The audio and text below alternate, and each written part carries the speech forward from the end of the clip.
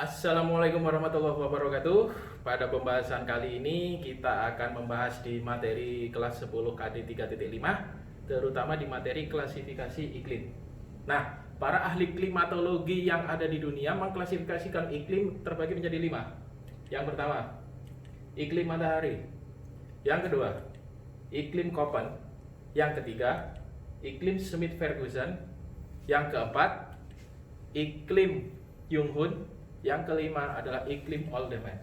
Sebenarnya ada 7 iklim, yaitu iklim Moore sama Thorne-White. Tapi yang lebih sering keluar di soal-soal baik itu ujian USBN atau UN yang cuma 5 ini aja.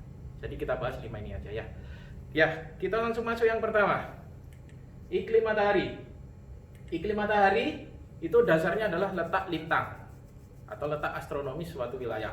Nah, iklim matahari ini dibagi menjadi 4. Yang pertama adalah iklim tropis. Iklim tropis itu rentangannya di mana? Antara lintang 0 derajat sampai 23,5 lintang utara atau lintang selatan. Kemudian yang kedua adalah iklim subtropis. Iklim subtropis itu rentangannya di 23,5 derajat sampai 40 derajat lintang utara atau lintang selatan. Kemudian iklim sedang. Iklim sedang itu 40 hingga 66,5 derajat lintang utara.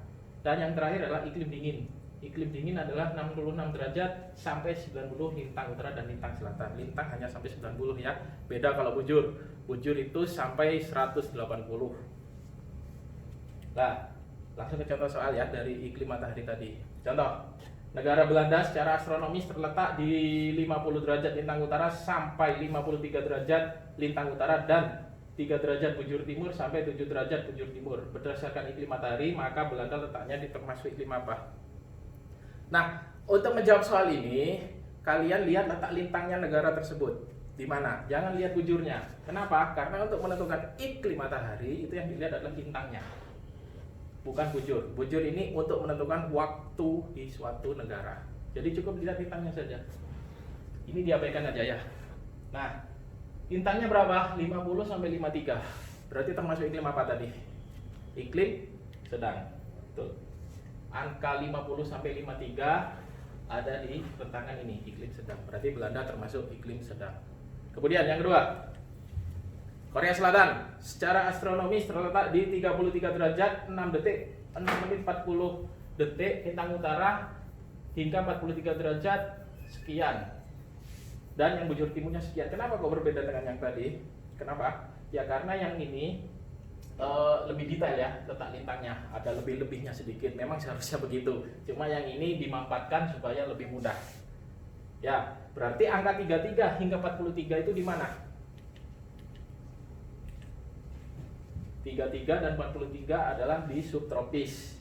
Loh, ini 43-nya kok lebih? Ya karena kan lebihnya cuma 3. Sedangkan angka 33-nya lebih ke subtropis. Lebihnya ke sedang hanya 3. Jadi diambil yang paling banyak seperti itu. Jadi Korea Selatan termasuk iklim subtropis. Begitulah iklim matahari cara menentukannya. Indonesia bagaimana? Indonesia 6 derajat lintang utara sampai 11 derajat lintang selatan. Berarti termasuk iklim mana? Tropis. Karena rentangannya hanya 0 sampai 23. Seperti itu. Oke, lanjut kedua, iklim Köppen. Iklim Köppen tadi iklim Köppen ini berdasarkan curah hujan dan temperatur. Sedangkan tadi iklim matahari itu kan berdasarkan dengan letak lintang suatu negara. Lah, beda kalau Köppen berdasarkan curah hujan dan temperatur. Lah, karena curah hujan dan temperatur berarti menyebabkan tumbuh tidaknya suatu tanaman di suatu negara atau di suatu wilayah. Nah, berarti batasannya dari iklim Köppen ini adalah vegetasi atau tanaman. Iklim Köppen dibagi menjadi 5. Iklim A ciri-cirinya adalah dengan seluruh bulan punya suhu rata-rata 18 derajat Celcius. Jadi di iklim A, wilayah memiliki iklim A berdasarkan Köppen itu tidak akan di bawah 18 derajat Celcius. Berarti pasti ada di 18 derajat Celcius. Nah, iklim A dibagi menjadi 3. Ada AF, AM, dan AW. AF itu kodenya adalah hutan hujan tropis. Kalau AM itu hutan musim dan AW adalah sabana. Iklim A pasti terletak di negara yang beriklim tropis. Indonesia ada semua tanaman ini, hutan hujan tropis, hutan musim, dan sabana. Kemudian ke iklim B. Iklim B atau kering. Menurut Köppen, iklim B dibagi menjadi 2 kode, BS dan BW. Kalau BS itu stepa, BW itu gurun. Stepa itu padang rumput juga. Bedanya dengan sabana apa? Kalau sabana itu padang rumput ada semak-semak belukarnya. Kalau BS tidak ada semak belukarnya, dan itu tidak ada di Indonesia. Kemudian ke iklim C. Iklim C ini suhu rata-rata bulan terdingin adalah di bawah 18 derajat Celcius dan di atas minus 3 derajat Celcius. Bulan terdingin berarti di bulan Januari hingga Desember, bulan terdinginnya itu pasti di atas minus 3 atau di bawah 18 derajat Celcius. Dan Kopan juga menjadi 3, CW, CS, dan CF. Nah, ini termasuk iklim sedang. Kalau A tadi tropis, B kering, sekarang C sedang. Kemudian yang ke D. Iklim D ini adalah iklim dingin. Iklim dinginnya suhu rata-rata bulan terdingin adalah minus 3 atau lebih rendah lagi. Dan bulan terpanasnya adalah 10 derajat. Hanya 10 derajat bulan paling panas. Jadi bisa dibayangkan negara yang dapat iklim D ini dinginnya seperti apa. Dan juga dibagi menjadi 2, DF sama DW saja. Dan yang terakhir adalah iklim E. Iklim E ini adalah iklim kutub. Tidak ada musim panasnya. Dan rata-rata suhu bulan terhangatnya di bawah 10 derajat. Hanya ada 2 kode, ET sama EF. ET ini adalah tundra ini lumut ya. Dan EF adalah salju abadi. ET ini di sebelah kutub sebelah utara dan EF ini kutub sebelah selatan. Seperti itu. Ini adalah iklim Koppen. Kemudian yang ketiga adalah Smith-Ferguson. Nah, ini yang sering keluar di soal-soal ujian baik itu soal USBN atau UN. Dan di soal-soal masuk UTBK atau perguruan tinggi karena ini menghitung. Ya, Smith-Ferguson mengklasifikasikan iklim berdasarkan jumlah rata-rata bulan kering dan bulan basah. Rumusnya adalah Q bulan kering dibagi bulan basah kali 100%. Saya singkat aja supaya cepat menghafalnya kalian, yaitu Q sama dengan BK per BB kali 100. BK itu adalah bulan kering, BB itu bulan basah, dan satu lagi adalah bulan lembab. Bulan kering itu apa? Bulan kering itu adalah yang curah hujannya di bawah dari 60 mm. Artinya Januari sampai Desember jika ada curah hujannya di bulan itu kurang dari 60 berarti itu adalah bulan kering. Contoh bulan Juni curah hujannya 40 mm berarti itu adalah bulan Juni bulan keringnya. Bulannya bukan bulan yang ada di atas. Seperti itu. Dan ini adalah rumusnya. Bulan kering kurang dari 60, bulan lembab 60 sampai 100, bulan basah lebih dari 100. Nah, supaya kalian lebih paham, kita langsung pelajari ke contoh soalnya. Oh, belum. Kita lihat dulu tipe iklimnya nanti setelah hasil hitungannya selesai. Hasil hitungnya selesai masih menentukan wilayah itu masuk tipe apa? A, B, C, D, E, F atau G. Nah, kita langsung masuk ke contoh soal yang pertama dari iklim Smith-Ferguson. Tadi rumusnya bagaimana? Q sama dengan BK per BB kali 100. BK tadi apa? BK itu dikatakan bulan kering jika curah hujannya kurang dari 60. Kita cari aja yang kurang dari 60 di bulan apa? Januari bukan, Februari bukan, Maret juga bukan, April bukan, Mei bukan, Juni. Juni ini kurang dari 60 ya. Berarti Juni adalah bulan kering. Kemudian Juli juga kurang dari 60. Ini juga bulan kering. Agustus kurang dari 60, juga bulan kering. September bukan. Oktober bukan, November bukan, Desember bukan. Berarti bulan keringnya tadi ada berapa? Ada 3, yaitu Juni, Juli, Agustus. Ya langsung saja ditulis bulan keringnya 3.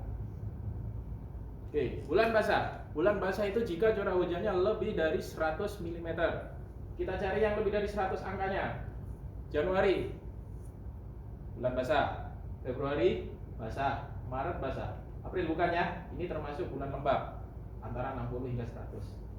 Yang lebih dari 100 kemudian langsung ke Oktober, November, dan Desember. Berarti ada 6, yaitu Januari, Februari, Maret 3, Oktober 4, November 5, dan Desember 6.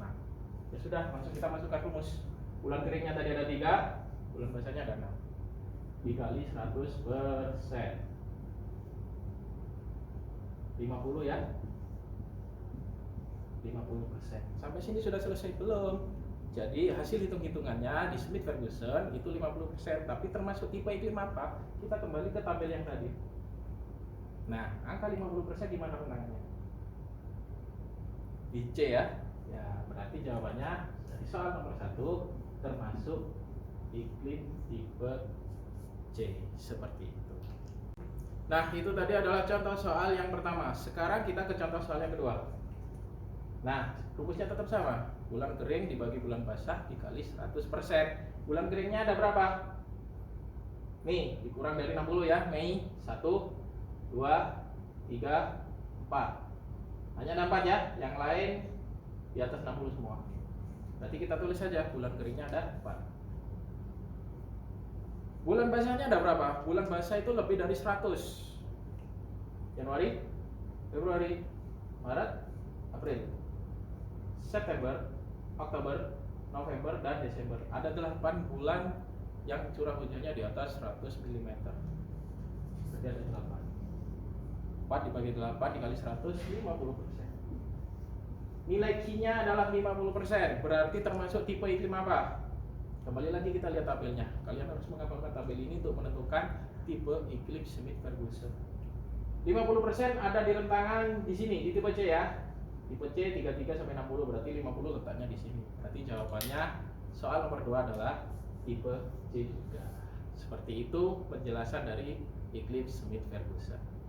Nah, sekarang kita masuk di iklim yang keempat, yaitu adalah iklim Yonghun. Iklim Yonghun ini dasarnya adalah berdasarkan ketinggian suatu wilayah. Dan membagi menjadi 4, iklim panas, iklim sedang, iklim sejuk, dan iklim dingin. Iklim panas ini ketinggiannya 0 hingga 600 meter. Iklim sedang ketinggiannya 600 hingga 1500. Iklim sejuk 1500 hingga 2500. Iklim dingin 2500 meter. Contoh, Kota Batu itu ketinggiannya 1800 meter ya, di atas permukaan air laut. Berarti Kota Batu iklim sejuk. Nah, tanamannya ada apa aja di sini? Seperti ini gambarnya. Iklim panas suhunya 23 sampai 22, tanamannya hanya kelapa, tebu, karet, dan padi.